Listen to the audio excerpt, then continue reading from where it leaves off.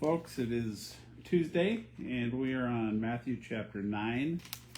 This morning, again, the encouragement, if you've not read it, that you would hit pause and read it, and then maybe come back. But we are continuing to see a section of Jesus' life. You know, we saw it begin in chapter 8, and Matthew talks about, many outline, they'll talk about 5 books of Matthew, and chapters 8, 9, and 10 would be one of those books, and just dealing with the teaching or the ministry, life and ministry of Jesus. And we see a lot of healings, that he heals a paralytic, and we see that we're healing many different things, a blind, a paralytic, a woman or a girl that has died, a lady that comes up and touches Jesus, blind people, a person unable to speak, and many different ways that he heals.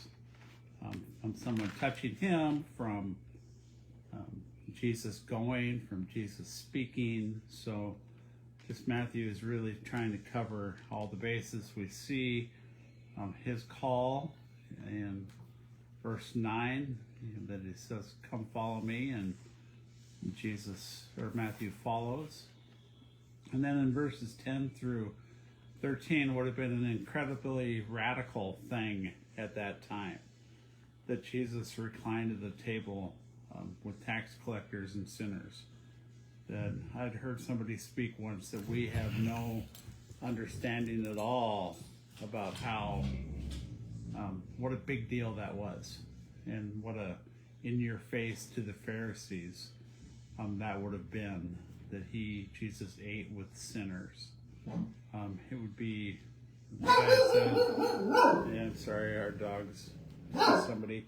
It'd be similar to going to a bar and hanging out in a bar, but even much more very public with sinners. And so we start seeing this little bit of this controversy with the leaders. We see it, with the scribes asking questions about, why does Jesus eat with tax collectors? That would have been against their rules. And we see it also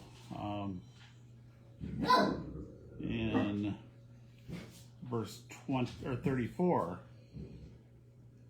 That it says Jesus casts out demons, that he is the prince of demons.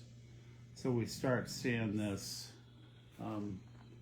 this undercurrent of conflict that will continue through. So Matthew's laying ground that Jesus is the King, the promised Messiah, and